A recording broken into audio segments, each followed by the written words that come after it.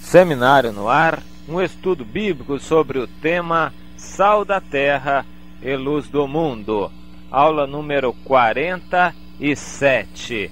Deus usa seu poder para confirmar o sal.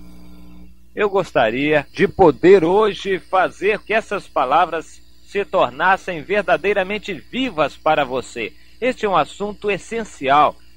Eu desejaria que Deus ungisse essas palavras para sacudir a você, para despertar a você espiritualmente, no fato de que Ele usa o seu poder para confirmar o seu testemunho. Nós nesta terra sofremos, passamos por tribulações, angústias, dificuldades. Este mundo não é o nosso lugar. Aqui é lugar de sofrimentos e nós passamos por grandes tribulações. E tanto mais quanto mais fiéis a Deus nós somos. No entanto, o Senhor está conosco. Ele peleja por nós.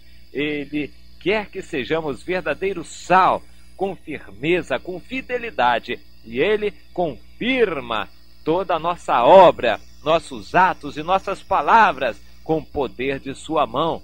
Nós queremos enfatizar este aspecto, mostrando na Bíblia textos referentes a este assunto, para exemplo, porque na realidade nós temos muitos outros exemplos que não vamos citar, mas os que citaremos espero que sejam suficientes para mostrar a você e convencer a você de que realmente Deus é um Deus sobrenatural, não é um Deus de religião morta, não é um Deus de teologia dogmática, fria e vazia.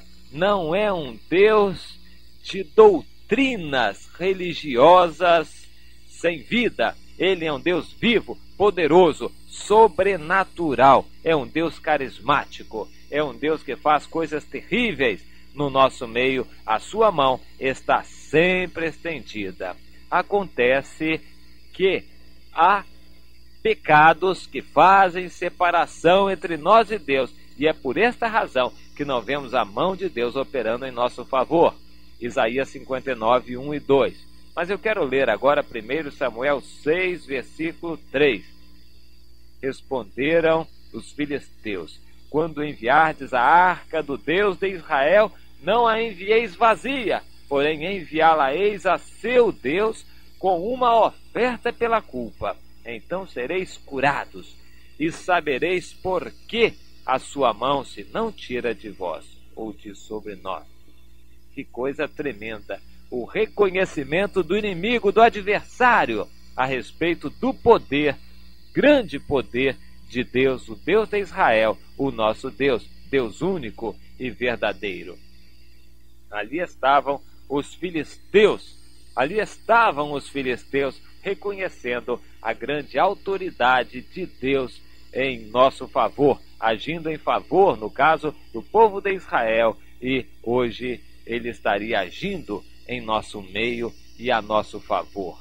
Mais adiante também dizem os filisteus no versículo 9: reparai, se a arca puxada pelos bois, se ela subir pelo rumo do seu território a Bet-Semens, foi Deus que nos fez este grande mal, e se não, saberemos que não foi a sua mão que nos feriu, foi casual o que nos sucedeu.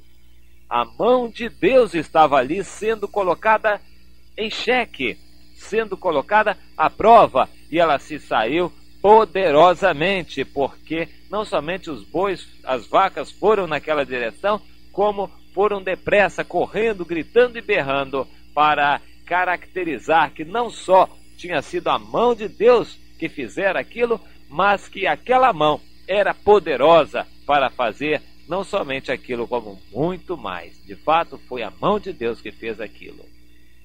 Em 1 Samuel 6, 19 e 20, nós vemos ainda a descrição do que aconteceu. O Senhor feriu os homens de Bet-Semes porque olharam para dentro da arca do Senhor. Sim, feriu 70 homens. Então o povo chorou, porquanto o Senhor fizera tão grande morticínio entre eles.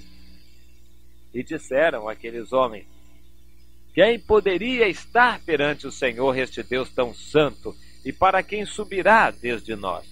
Quem poderia estar perante esse Deus tão santo? O reconhecimento dos adversários a respeito do poder de Deus. Que seja hoje assim também conosco, que os inimigos reconheçam não as nossas virtudes, não o nosso mérito, não a nossa grandeza, mas reconheçam o poder de Deus em nós.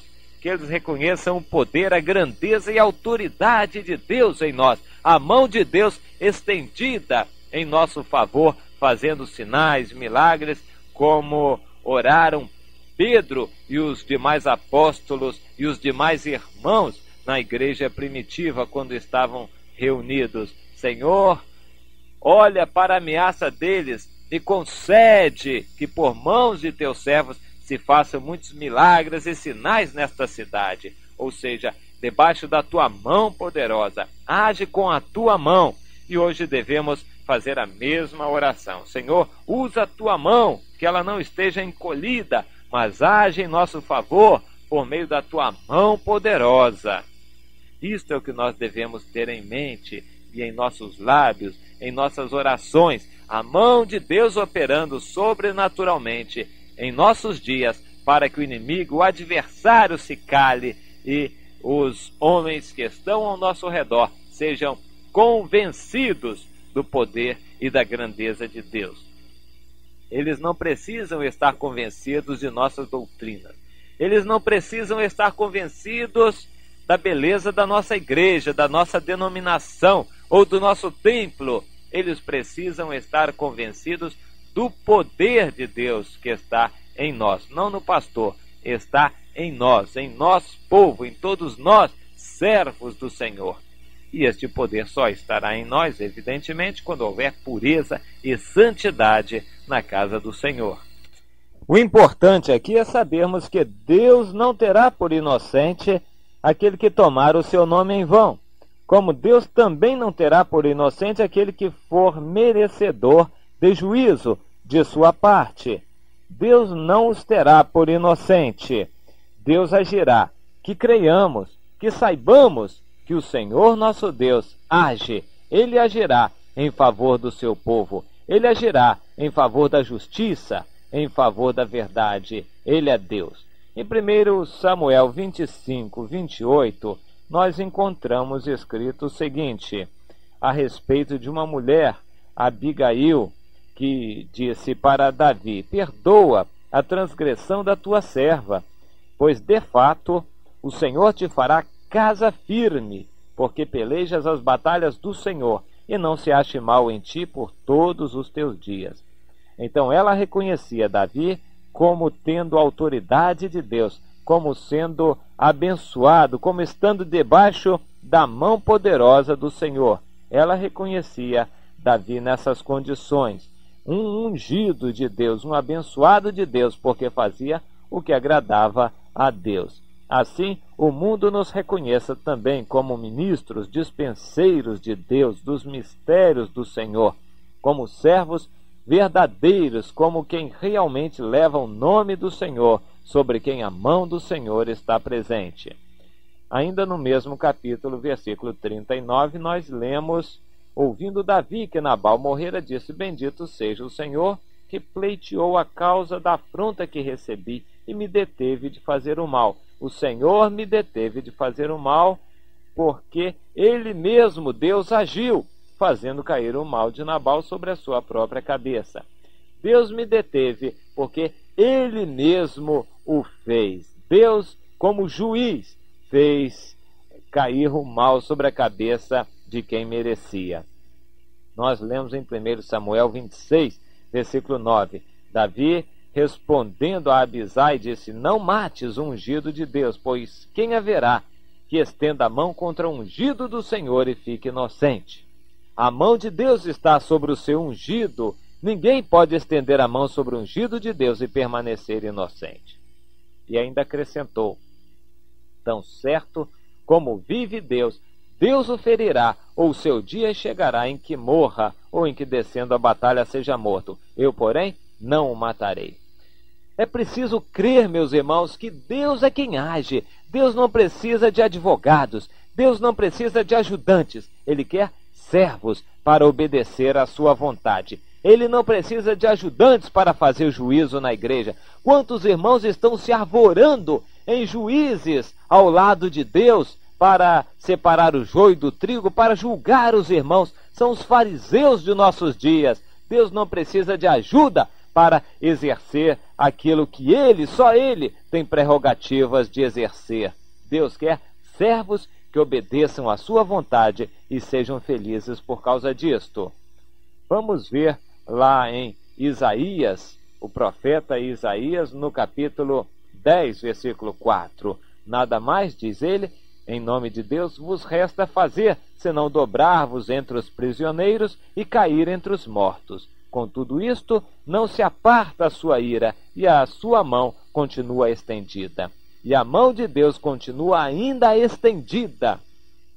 A mão de Deus para fazer juízos, para fazer sinais, para fazer maravilhas. A mão de Deus continua estendida. Saiba disto, meu irmão. Isaías 14, 26 e 27. Este é o desígnio que se formou concernente a toda a terra, e esta é a mão que está estendida. Este é o desígnio que se formou concernente a toda a terra, e esta é a mão que está estendida sobre todas as nações, porque o Senhor dos exércitos o determinou. Quem, pois, o invalidará? A sua mão está estendida. Quem, pois, a fará voltar atrás? A mão de Deus está estendida para fazer juízo, para causar fracasso entre os adversários, para fazer disciplina no meio do povo de Deus. O importante é que o povo de Deus obedeça a Deus e Deus haja por este povo. Deus não quer ajuda do seu povo, Ele quer obediência. Meu irmão, comece a pensar nisto, a analisar este aspecto. Deus não quer ajuda, Ele quer obediência. Deus não está esperando ajuda de quem quer que seja, Ele quer obediência. Este verbo ajudar não deve ser recitado na nossa cartilha. Obediência. Amor leva à obediência. Atos concretos, não ajuda. Deus não precisa de ajudas. Isaías 40, versículos 28 a 31, nós lemos aí a respeito de Deus fortalecer o que está cansado, aflito e abatido. Deus faz a sua mão poderosa agir sozinha ou fortalecendo aqueles que lhe pertencem. De qualquer forma, é bom que você saiba, Deus pode agir e Ele age sozinho com a sua mão poderosa e Ele age confirmando com a sua mão poderosa o testemunho do sal. Está lá escrito em Atos que o Espírito Santo confirmava a palavra. Jesus disse, o Espírito vem, confirmará e testemunhará, e vós também testemunhareis. O Espírito Santo confirmava o testemunho. A mão poderosa de Deus há de confirmar o nosso testemunho. Está lá em Isaías 40, 28 e 31. Saiba você, meu irmão, que Deus confirma o testemunho do verdadeiro sal. Não queira você agir com suas próprias mãos. A mão de Deus é quem agirá em nosso favor, fazendo tudo aquilo que for necessário que seja feito, trazendo todos os benefícios espirituais que nós almejamos. A mão de Deus e não a nossa própria mão. Cuidado onde você põe sua mão. Não coloque a sua mão na reta da mão de Deus, porque você pode se queimar. Deixe que Deus opere. Você tão somente obedeça. Isto é o que Deus está esperando de você. Amém.